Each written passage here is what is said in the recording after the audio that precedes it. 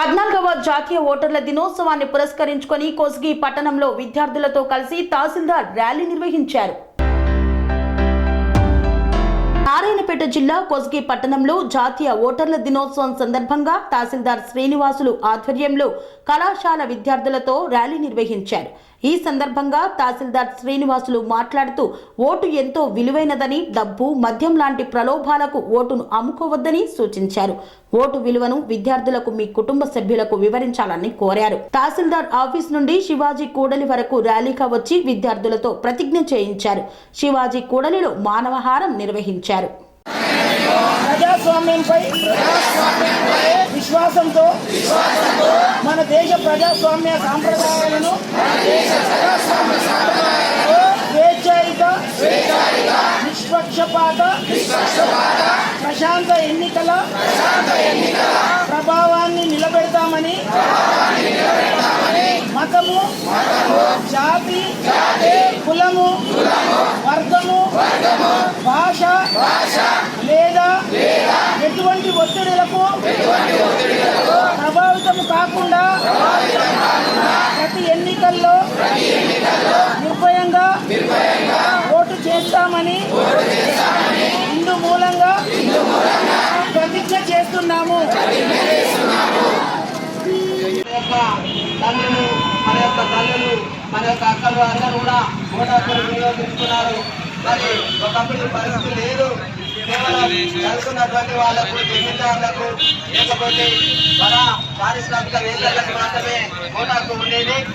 అంబేద్కర్ ప్రసాదించినటువంటి ఈ ఓటు హక్కు ఈనాడు చదువుతో సంబంధం లేకుండా, ధనంతో సంబంధం లేకుండా, హోదాతో సంబంధం లేకుండా 18 సంవత్సరాలు నిండినటువంటి ప్రతి భారతీయులు కూడా మతం, కులం ఆధారంగా కాకుండా 18 ఏళ్ళు ఉండడానికి ప్రతి ఒక్కరు కూడా ఓటు హక్కును వినియోగించుకోవడం జరుగుతుంది.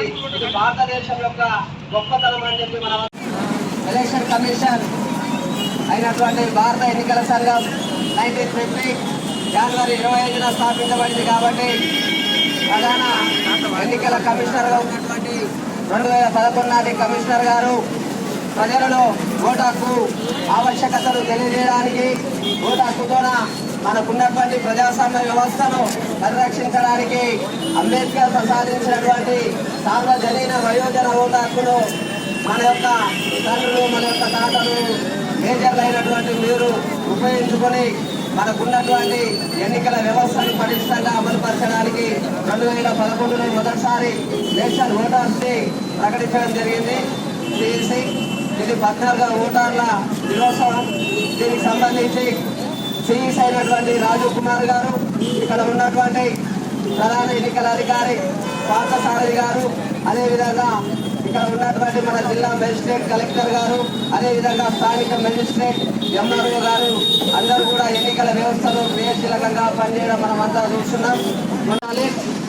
మరి అటువంటి ప్రజాస్వామ్య వ్యవస్థను రేపటి భవిష్యత్తు అంతా కూడా విద్యార్థులే కాబట్టి మీరు అంతా కూడా ప్రజాస్వామ్య పరిరక్షణ కోసం ఓటు హక్కు నమోదు చేసుకొని మనకు నచ్చినటువంటి అభ్యర్థిని ఎన్నుకొని మన గ్రామానికి, మన రాష్ట్రానికి, మన దేశానికి మేలు చేకూరుస్తామని ఆశిస్తూ ఈ అవకాశం ఇచ్చినటువంటి స్థానిక మెజిస్ట్రేట్, అదేవిధంగా తహసీల్దార్ గారికి, ఇతర బృందానికి మన యొక్క గవర్నమెంట్ జూనియర్ కళాశాల కోచింగ్ తరఫున ప్రత్యేకంగా కృతజ్ఞతలు తెలియజేస్తూ తెలంగాణ మన యొక్క తల్లులు, మన యొక్క అక్కలు అందరూ కూడా ఓటు హక్కును వినియోగించుకున్నారు. మరి ఒకప్పుడు పరిస్థితి లేదు.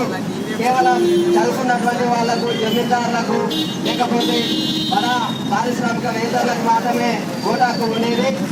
అంబేద్కర్ ప్రసాదించినటువంటి ఈ ఓటు హక్కు ఈనాడు చదువుతో సంబంధం లేకుండా, ధనంతో సంబంధం లేకుండా, హోదాతో సంబంధం లేకుండా 18 సంవత్సరాలు నిండినటువంటి ప్రతి భారతీయులు కూడా మతం, కులం ఆధారంగా కాకుండా 18 ఏళ్ళు ఉన్నదానికి ప్రతి ఒక్క సెరెనిటీ మోడల్ హై స్కూల్ విద్యార్థులకు అమ్మఒడి, సామాన్యులకు అందుబాటులో ఉన్న బడి సెరెనిటీ. మేడ్చల్ జిల్లాలో మేటిగా నిలిచి సాటిలేని ఫలితాలను సాధిస్తున్న #1 స్కూల్ సెరెనిటీ.